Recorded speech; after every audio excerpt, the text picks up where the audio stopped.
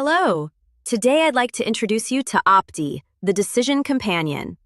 For years, organizations have invested heavily in systems that help them collect data, generate reports, and analyze performance. But there is still a major gap between knowing what is happening and deciding what should happen next. Opti is designed to close that gap. It introduces a new decision layer within the enterprise, one that continuously evaluates priorities, constraints, trade-offs, and opportunities to produce governed, explainable recommendations for action. This is a shift from passive visibility to active decision-making, and it has applications far beyond any one sector. In this video, I'll briefly frame that concept, show how it is applied in the Opti Upstream suite, and then jump directly into the product demo. This example is focused on upstream oil and gas, the part of the business responsible for bringing production online and managing the early operational value chain around wells, facilities, and field execution. At a practical level, that means constantly coordinating production targets with what is actually possible on the ground, across wells, facilities, materials, crews, equipment, constraints, and export readiness. Because all of those elements are connected, decisions made in one area often create consequences somewhere else. The Opti Upstream suite is built to manage that complexity as one connected system, instead of leaving each domain to optimize in isolation. It does this through two layers. OPI is the orchestration layer, governing system-wide priorities, trade-offs, constraints, and decision boundaries. Beneath that is the AOM layer, where more specialized optimization models operate at the appropriate cadence, from minute-by-minute and hourly decisions to daily and short-term execution. Let's get started with the OPI interface. The first thing you're seeing is the configuration page for the AOMs. This is where we set how each one should behave, what it should optimize for, what limits it has to respect, and what actions it's allowed to recommend. Let's open the Put on Production Optimizer. First, we have the scope, basically the area this AOM is focused on and the boundaries of the problem it is meant to solve. Then we have the objectives. A couple of these are locked, so the AOM stays aligned to its core job, while others can be adjusted. For example, impact-weighted prioritization is configurable. Let's ask the companion what these terms mean.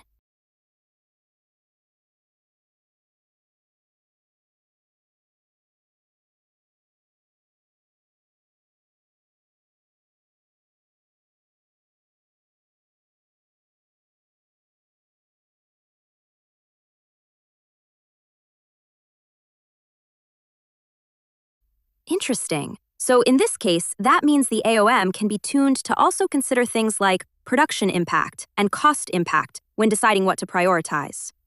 Next are the thresholds, which influence when the AOM decides to take action. Then the constraints, which are the real-world limitations it has to work around. Then dependencies, which let it use inputs from other AOMs or parts of the system. Then overrides, output actions, which determine what actions the AOM is allowed to take, and run control. And what's really useful is that the companion can answer questions about any of these settings and even help you strategize to choose the best configuration based on your business goals.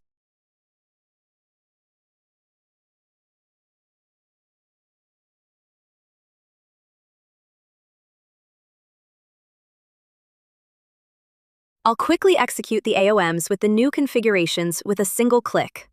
It takes just 7 minutes for the optimizers to comb through years of data, millions of data points. While they think, let's check out the last run in the system. This is where we get to see the decisions and outcomes for each of our AOMs. Let's quickly look at each one. This is the same AOM we saw earlier.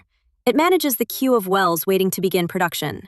It can expedite a high-value well, resequence wells when one is more ready than another, or escalate when the bottleneck cannot be solved operationally. For example, if no rig is available. This is where the experience becomes very different from anything people are used to seeing. The system gives you a list of concrete decisions, and every decision comes with facts, evidence, expected impact, and an on-demand AI-generated explanation in plain English. So in the Put on Production Optimizer, for example, I can open a recommendation to expedite or resequence a well, see the supporting operational data behind it, and then ask the decision companion to explain the logic simply, as well as justify why this decision over another. And once again, I get a full breakdown of every decision that was made with its supporting data.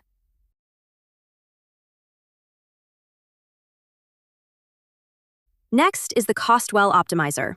This one looks at every producing well and asks, is this well worth keeping on? It can recommend optimizing the well, temporarily shutting it in, permanently shutting it in, or deferring it for later review if no action is clearly justified. The Materials and Supply Chain Optimizer looks at inventory levels and decides whether to buy more, reallocate stock, or escalate supply risk. The Facility Utilization and Routing Optimizer monitors facilities and gathering centers and decides whether to reroute flow, curtail production, or escalate a bottleneck. The OpEx Optimizer compares each well's operating cost against its peers and flags unusual cost outliers. The Resource Scheduling and Allocation Optimizer schedules rigs, crews, and equipment by looking at planned work, resource availability, qualifications, mobilization time, and deadlines. The Decline Curve Analyzer checks whether a well is declining faster than expected and raises alerts when needed. The Water Injection Management Optimizer monitors injection wells and checks whether they are injecting at the right rate and pressure. The Surface Deferment Analyzer figures out why production is being lost and which constraints should be relaxed first. And finally, the Well-to-Ship Optimizer manages storage and export flow so tanks do not overflow, run dry, or fall out of sync with lifting schedules. And importantly, the final step. These decisions aren't trapped inside the dashboard. They can be communicated across the organization with ease, in the right format, at the right level of detail, for the right audience. The reporting layer is where all of this decision logic becomes usable across the organization. We currently have 13 standard reports spanning the AOM portfolio and the wider value chain. Each report can be opened directly, explored interactively, and questioned using the same decision companion. So the report is not static. It is something you can actually engage with. That means a user can move from simply reading a report to asking follow-up questions, requesting clarification, or drilling into the reasoning behind a recommendation in plain language. From there, any report can be exported in multiple formats, whether that is a PDF, a PowerPoint, or even a narrated voiceover output. Just as importantly, the same report can be adapted to different audiences. It can be framed at the executive level, the management level, or the operational level, depending on who needs to consume it and act on it.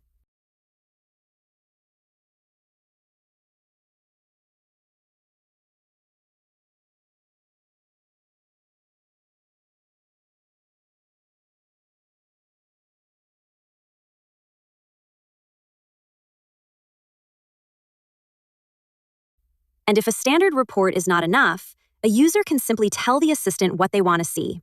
In seconds, the system can generate a custom narrative-driven report, tailored to the exact question or audience, and make it immediately ready for export.